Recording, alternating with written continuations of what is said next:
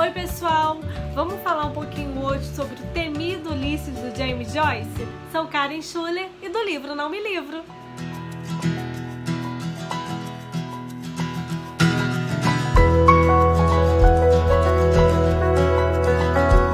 O livro traz 18 episódios.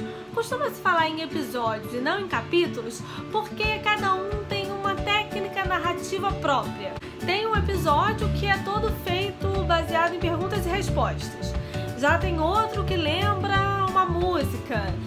Já outro traz como se fosse a evolução das narrativas, né? Uma história da literatura, quase. Então isso já mostra pra gente um pouco da genialidade do Joyce, claro, e o quanto ele exige de nós enquanto leitores. Algo importante, tá? Ele não vem dividido. A única coisa que separa um episódio de outro é um traço. Então, algo assim que pelo menos funcionou pra mim é que eu marquei aqui os 18 episódios, né, onde começava. E aí, assim, eu encarava como 18 livros diferentes. Então, quando tinha um episódio, assim, muito difícil, que tinha uma técnica, assim, que eu achava que eu não tava entendendo nada, aí eu pensava, não, já tá acabando e tal, em algum momento vai mudar o ar, né, a gente vai ter uma outra forma de contar essa narrativa, e aí funcionou pra mim. Eu comparei até com essa outra edição aqui, mais antiga, que tem a tradução do Oasis, e acontece da mesma forma, ó. É um traço também que separa uma técnica da outra, né, um episódio do outro. Então, assim, para um leitor mais desavisado, como era o meu caso, eu demorei a entender que estava mudando de episódio, já que eu não vim explícito, né, episódio 1 ou capítulo 1, nem mudança de página, nem nada assim. A única coisa que há, assim, em todas as edições, né, é esse quadro, né, que na verdade não foi elaborado por Joyce, foi por um estudioso da obra dele, posteriormente, né, e que vem assim, separando, dando um título a cada episódio, e esses títulos fazem referência à Odisseia de Homero e dizendo o horário em que acontece. Assim, gente, pra mim não funcionava ver isso antes. Eu olhava, ficava mais perdida. Então o que eu fazia depois que eu acabava a leitura de um episódio, eu vinha aqui e lia, né, para tentar entender mais ou menos, ou tentar perceber qual é a técnica, ou por que ele colocou aquele órgão, ou por que ele colocou aquela cor. Não vou ter entendido tudo, tá? Só uma observação, eu comprei essa edição num sebo, né? Porque quando tem assim, quando é uma obra que exige muito da tradução, eu gosto de fazer algumas comparações, embora eu não tenha lido a tradução toda do Oasis, tá? Eu só peguei algumas partes assim que eu achei interessantes para dar uma comparada.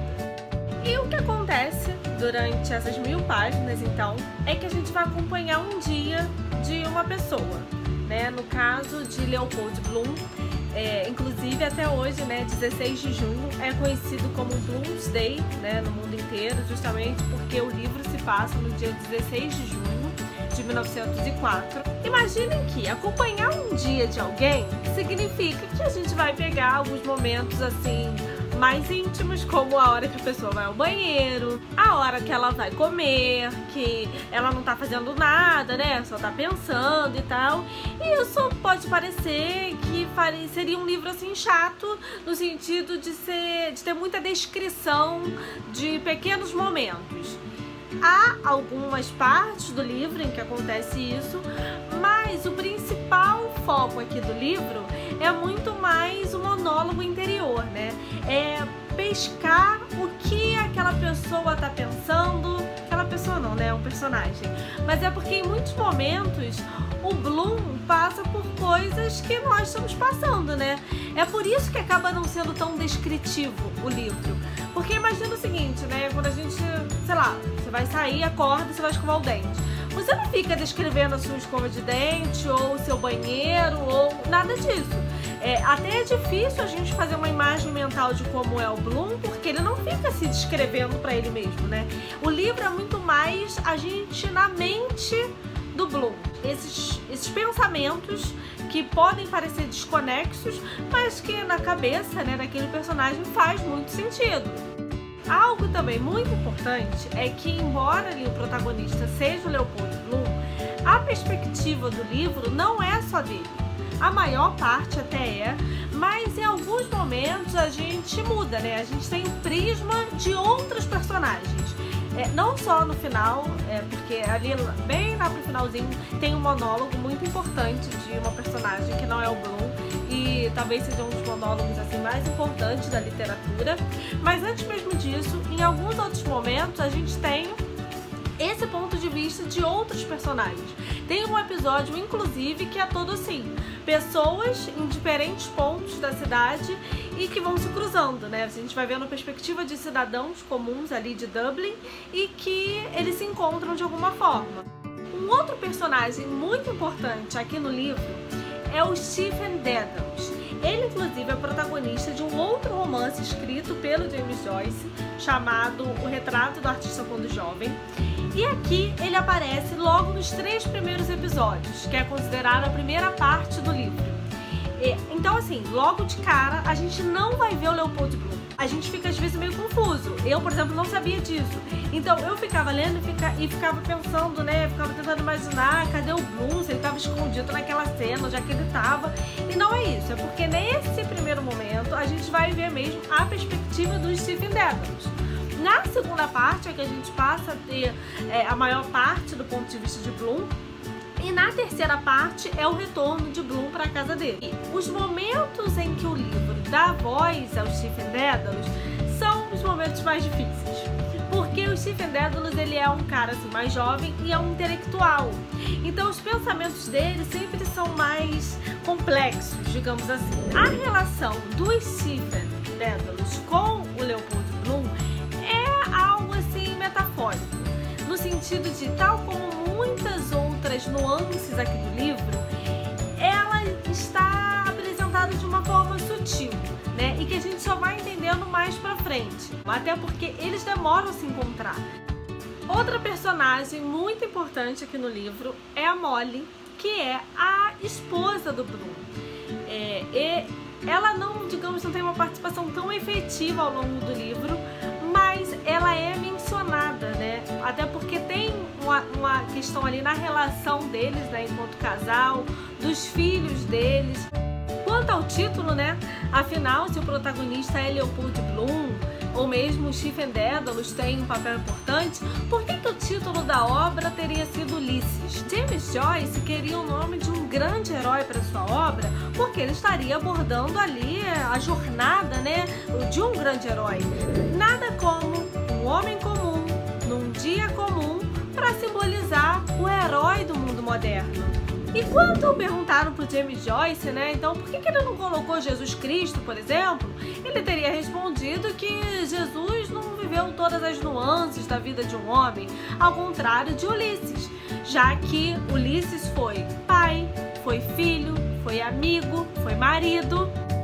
Pra quem não sabe, Ulisses é o nome latino de Odisseu, o protagonista do poema grego escrito por Homero, intitulado A Odisseia, e que narra, assim, ao fim da Guerra de Troia, o retorno de Odisseu à sua terra natal, Ítaca, para encontrar com a sua esposa Penélope. Aqui, né, James Joyce leva 18 episódios para narrar como Leopold Bloom vai voltar para sua casa, onde está a sua esposa Molly. Esse é um dos paralelos, tá? Embora Penélope e Molly sejam bem diferentes. Na minha opinião, não é necessário ter lido o poema de Homero para ler James Joyce, porque assim, facilita em alguns paralelos, né, para pegar algumas referências, mas o livro aqui, ele tem tantas, mas tantas, que eu acho que não dá para entender tudo, sabe? E tudo bem. Quando você vai assistir um espetáculo de dança, uma apresentação, não necessariamente você entende tudo que o coreógrafo quis passar com aquilo ali, né? Você aprecia. Eu acho que em muitos momentos é isso que acontece aqui. A gente não entende muitas referências, mas tudo bem, assim, o meu conselho é seguir e tentar apreciar o máximo possível.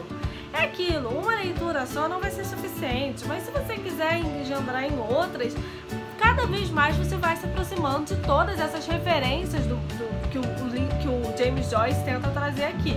Outro exemplo disso estão nas referências às obras de Shakespeare.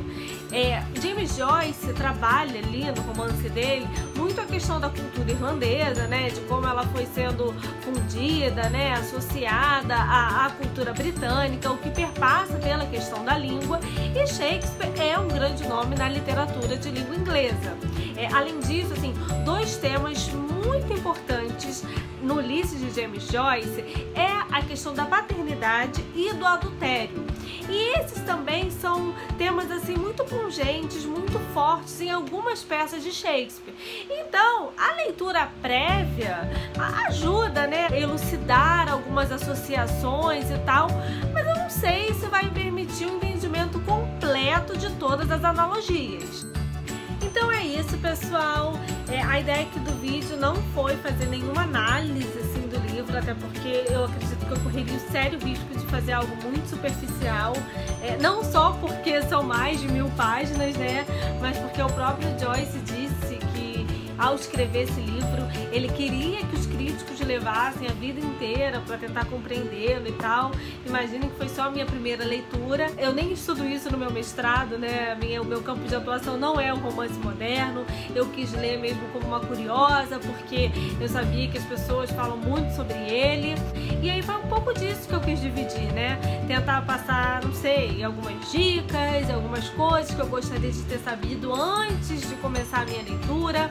Quem sabe, numa próxima releitura, eu não tenha outras percepções e possa falar de novo com vocês sobre isso. O que eu posso dizer é que valeu a pena, não foi fácil realmente, tem horas que fica tudo muito confuso, mas eu, enquanto leitora, gosto de me sentir desafiada. Então, no fim das contas, valeu a pena pra mim. Quem sabe a gente não se vê numa próxima, né? Me segue lá nas redes sociais. Tchau!